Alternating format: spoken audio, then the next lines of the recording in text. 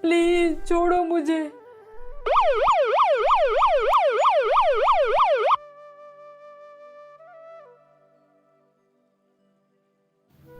अरे कहाँ जा रहे हो? अब तुम्हारी बारी है। चलो चलो जल्दी। इंस्पेक्टर, इन दोनों को अरेस्ट कर लो और यहाँ से ले जाओ। और मेरी सजा? देखो, नंबर सबका आता है, थोड़ा सब्र रखना अच्छा होता है। इनको तो सजा मिल गई, अब तुम्हारी सजा क्या है वो तो मैडम ही जाने।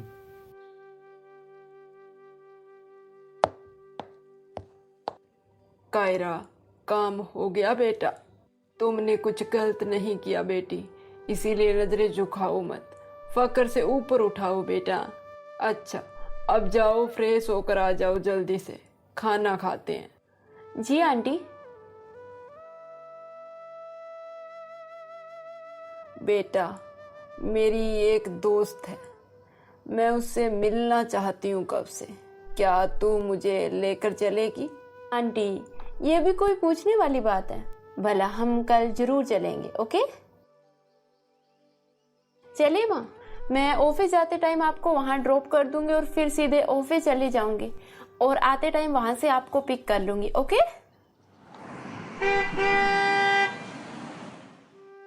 अनमोल, तुम कहाँ जा रहे हो? मैम, वो रितेश यहाँ ऑफिस में ही है, आप चाहें तो उससे कुछ भी काम करवा सकती हैं। मैं अभी आया, मुझे कुछ काम है। ओके, ठीक है। पर यार, अब क्या बोलूं मैं कायरा से? कुछ समझ नहीं आ रहा। अगर मैं बोलूंगा कि मुझे मेरी कंपनी वापस चाहिए, कायरा ने मना कर दिया तो?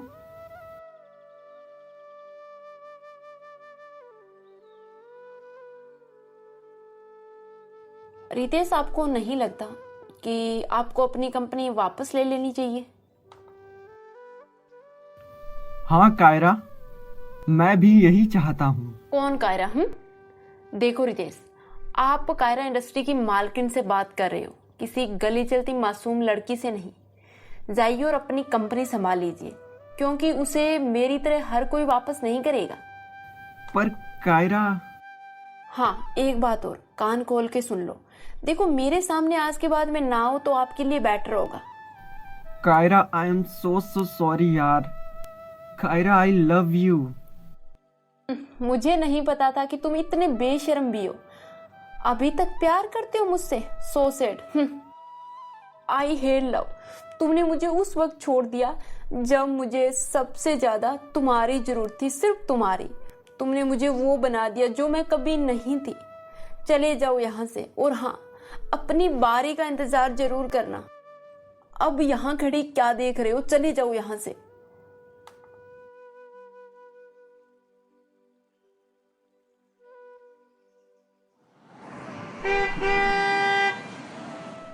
मैम साहब ने आपको अंदर बुलाया है।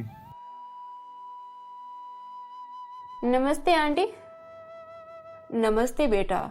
बेटा, मैं सोच रही थी कि आज रात तुम हमारे घर रुक जाओ, तो हमारी अभी तक बातें भी पूरी नहीं हुई। प्लीज बेटा, मना मत करना तेरी आंटी को। ठीक है आंटी, मुझे तो काम करने में यहाँ से कर लूंगी। आप दोनों मिल लीजिए और खूब सारी बातें भी कर लीजिए। चलो कायरा, मैं तुम्हें तुम्हारा रूम दिखा देती हूँ। तुम अपना काम यहाँ से कर सकती हो बिना किसी रोक टोक के बेटा। और हाँ, किसी चीज की जरूरत हो तो आवाज लगा देना बेटा।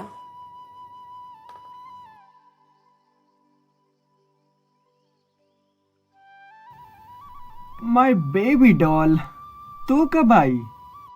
छोड़ो मुझे, कौन हो तुम? मार दिया। इसी झगड़े के बीच घर में काम करने वाले सारे नौकर भागकर आए और किचन की लाइट ऑन कर दी। कायरा ने देखा सामने एक हैंडसम सा मुंडा खड़ा था, लेकिन कायरा तो, पकड़ो इसे, चोर पता नहीं कहां से किचन में आ गया। अरे आप ऐसे क्यों देख रहे हो? तुम लोग इसे पकड़ क्यों नहीं रहे? मेरे ही घर में घुसकर मुझे ही चोर बता रही हो? बड़ी जिगर वाली लड़की हो तुम। अरे तू आ गया? इतनी रात तक काम करता है, फिर चोरी छुपे किचन के रास्ते से आएगा? तो चोर ही माना जाएगा ना। सॉरी बेटा, ये मेरा बेटा मानस है, बिल्कुल तुम्हारी तरह दिन रात बस काम में ही लगा रहता है। देखो मानस, तुम फ्रेश हो जाओ, मैं तुम्हारे लिए खाना लगवा देती हूँ। नहीं माँ, मैंने खाना खा लिया है। वैसे माँ, ये लड़की कौन है? तेरी वंदना आंटी ने जिसके बारे में बताया था ना, ये वही लड़की है बेटा। क्या? कायरा? बेटा तुम्हें कैसे पता? क्या माँ, मैं मानस गोल्ड एंड डायमंड कंपनी चलाता हूँ, सबके बारे में जानता हूँ। हाँ, इनसे कभी मुलाकात नहीं हुई, लेकिन इनके बारे में सुना बहुत है। अगले दिन कायरा सुबह जल्दी ही तैयार होकर बाहर आ गई। तभी तक वंदना जी और सरला जी तो उठी भी नहीं थी। कायरा फिर बालकनी में खड़ी होकर सुबह का नजारा देखने लगी। फिर कुछ देर बाद पीछे से मानस आया। आप सोती भी हैं कि नहीं? ओ हेलो, मैं आपसे बात कर रहा हूँ। देखो, आप मुझसे अनजान ही रहो तो ज्यादा अच्छा होगा। मुझे किसी से कोई पहचान नहीं बनानी। क्यों, डरती हो क्या? डरना तो मैंने कब से छोड़ दिया, तभी तो अभी तक जिंदा हूँ। कुछ तो बात है आप में, जो आपको देखकर कुछ हुआ मुझे। I promise to myself, मैं तुम्हें बदल दूंगा। तुम्हें अब वो सब मिलेगा जो सच में तुम्हारा ही है। भैया की बच्ची, तूने कहा था तू आने वाली है। सॉरी भैया, हॉस्टल में छुट्टी नहीं मिली, अब तो मैं बाद में ही आऊंगी। पागलू सी, मैंने तेरे चक्कर में किसी और को बेबी डॉल बना दिया। भैया किसको? तेरी भाभी को। क्या सच में भैया? और वो घर आई थी? ओ भैया, मैं तो बहुत बहुत ज्यादा खुश हूँ। आज आपको आपका प्यार मिल गया। माँ चले, ऑलरेडी बहुत लेट हो गया है। मैं आपको घर छोड़कर डायरेक्टली ऑफिस चली जाऊंगी, आप जल्दी से आ जाइए।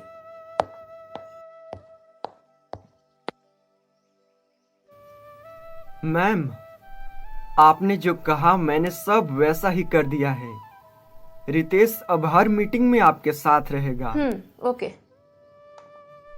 वैसे मैम, मुझे समझ नहीं आ रहा आप करना क्या चाह रही हैं। मैं जानती हूँ तुम ये कहना चाहते हो कि मैं रितेश को सजा क्यों नहीं दे रही। जब हम किसी से प्यार करते हैं ना, तो उसे दर्द देना हमारे लिए नामुमकिन हो जाता है। बट तुम नहीं समझ पाओगी, क्योंकि तुम अभी तक इन चक्रों में पड़े नहीं हो ना। ये कैसा प्यार हुआ? उसने आपको इतना दुख दिया और आप फिर से उसके प्यार में पड़ रही हैं। किसने कहा कि मैं उसके प्यार में पड़ रही हूँ? मैं उससे तो क्या, मैं किसी और से भी प्यार नहीं कर सकती। मुझे प्यार नाम से भी नफरत हो चुकी है। मेरा भरोसा उठ चुका है। अब मेरी जिंदगी में कोई भी नहीं है ऐसा जिससे मैं प्यार करूं, और ना ही कभी आ सकता। आज ही चौधरी इंडस्ट्री के सीईओ से मीटिंग फिक्स करो, क्योंकि मुझे उस बिल्डिंग का काम जल्द से जल्द पूरा करवाना है। मैम, मैंने मिस्टर मानस और रितेश दोनों को इनवाइट कर दिया। आज दोपहर में वो लोग हमारे मीटिंग रूम में उपस्थित हो जाएंगे। ठीक है, तुम जाकर मीटिंग की तैयारियां करो।